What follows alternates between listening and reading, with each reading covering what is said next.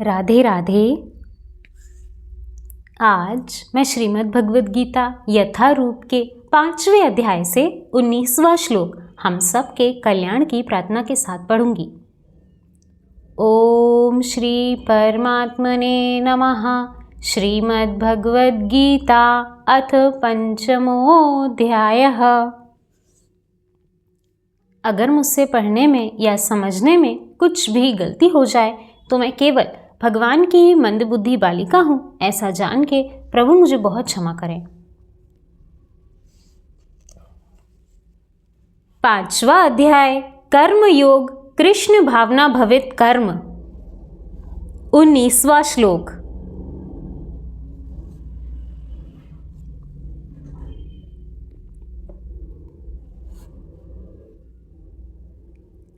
इहैतैर्जितः सर्गो येषां सम्ये स्थितः मनः निर्दोषं हि समन् ब्रह्मा तस्माद् ब्रह्माणि ते स्थिताः। जिनके मन एकत्व तथा समता में स्थित हैं, उन्होंने जन्म तथा मृत्यु के बंधनों को पहले ही जीत लिया है। वे ब्रह्मा के समान निर्दोष हैं और सदा ब्रह्मा में ही स्थित रहते हैं। तात्पर्य, जैसा कि ऊपर कहा गया है, मानसिक समता आत्म साक्षात्कार का लक्षण है। जिन्होंने ऐसी अवस्था प्राप्त कर ली है, उन्हें भौतिक बंधनों पर, विशेषतः जन्म तथा मृत्यु पर विजय प्राप्त किए हुए मानना चाहिए। जब तक मनुष्य शरीर को आत्म स्वरूप मानता है, वह बद्ध जीव माना जाता है। किंतु ज्यों ही वह आत्म साक्षात्कार द्वारा समचित्तता की अवस्था को प्राप्त कर लेता है, वह बद्ध जीवन से मुक्त हो जाता है। दूसरे शब्दों में, उसे इस भौतिक जगत में जन्म नहीं लेना पड़ता, अपितु अपनी मृत्यु के बाद वह आध्यात्मिक लोक को जाता है। भगवान निर्दोष हैं क्योंकि वे आसक्ति अथवा घृणा से रहित हैं। इसी प्रकार जब जीव आसक्ति अथवा घृणा से रहित होता है, तो वह भी निर्दोष बन जाता है और वैकुंठ जाने का अधिकारी हो जाता है। ऐसे व्यक्तियों को पहले से ही मुक्त मानना चाहिए। उनके लक्षण आगे बतलाए गए हैं। राधे राधे।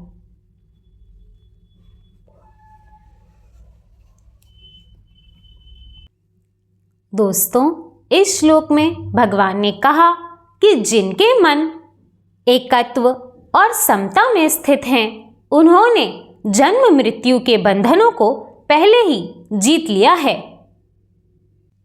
वे ब्रह्मा के समान निर्दोष हैं और सदा ब्रह्मा में स्थित रहते हैं। इस पर तात्पर्य में स्वामी जी ने कहा कि एक जीव पूर्णतः मुक्त होता है जब वो निर्दोष हो, यानी पूरी तरह आसक्ति और घृणा से रहित हो।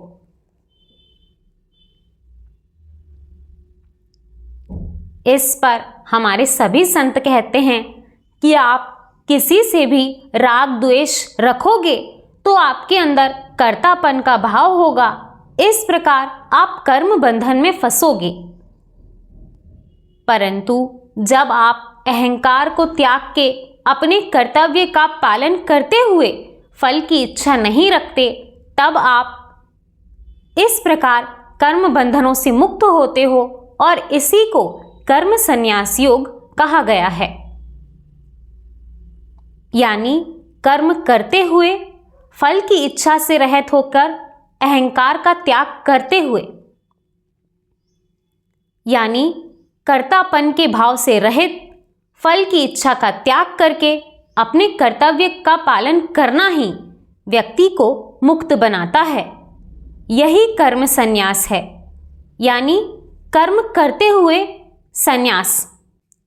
इस पर हमारे महाराज जी ने कहा था कि आप कभी भी किसी से भी ईर्ष्या या घृणा का भाव रखोगे तो कभी भक्ति पद पर नहीं आ पाओगे, क्योंकि यही भाव तो हमें इस संसार में बांधे रखता है। इस पे अगर हम दूसरे को देखते हैं कि ये क्या कर रहा है, तो उससे हमारा अपना कर्तेपन का भाव भी बनता है। यानी जब हम दूसरे को देखते हैं कि ये क्या कर रहा है, इसके कर्म सही हैं कि नहीं, तब उससे हम अपनी तुलना करते हैं और इस प्रकार हमारा अहंकार और पुष्ट होता है।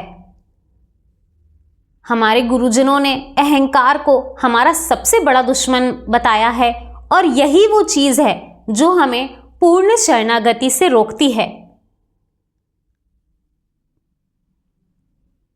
इस पे कल मैंने बहुत सुंदर बात पढ़ी कि हम भगवान के हैं और केवल भगवान ही हमारे हैं। भगवान की हम पे कृपा है और हमें किसी की ज़रूरत नहीं। ये अहंकार नहीं है, ये हमारी साधना का आधार है। वास्तव में हमारा अहंकार ही हमें भगवान की कृपा का अनुभव नहीं होने देता। इसीलिए कभी भी दूसरों में दोष दृष्टि मत रखो। दूसरे में दोष देखोगे तो अपना कर्तापन का अहंकार बढ़ेगा और इस प्रकार आप भगवान के प्रति पूर्ण समर्पित नहीं हो पाओगे। सब में केवल समता की दृष्टि और भगवत भाव रखो, तभी आप अपने आप को भी पूर्ण समर्पित कर पाओगे। ये जानते हुए कि यहाँ सब कुछ भगवान है, सभी कर्म भगवान के लिए किए जा रहे हैं, सभी लोगों में वही परम तत्व विराजमान है जो मेरे अंदर है। इस प्रकार हम सभी यहाँ अपने अपने कर्तव्य का पालन करते हुए भगवान की प्राप्ति के लिए ही आए हैं।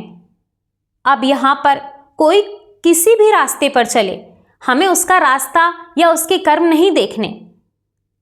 इस पे एक और बहुत अच्छी बात थी जो मैंने पढ़ी कि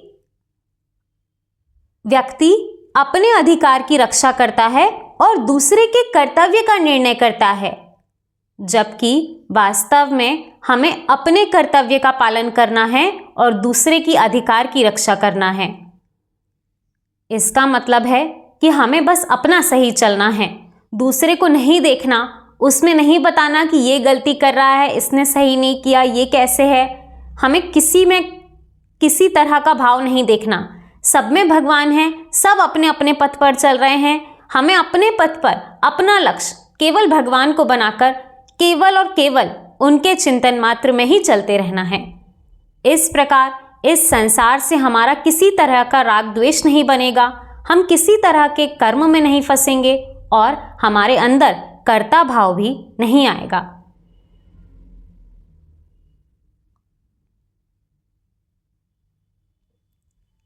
इसी प्रकार भगवान की कृपा हम सब पर बनी रहे। राधे राधे।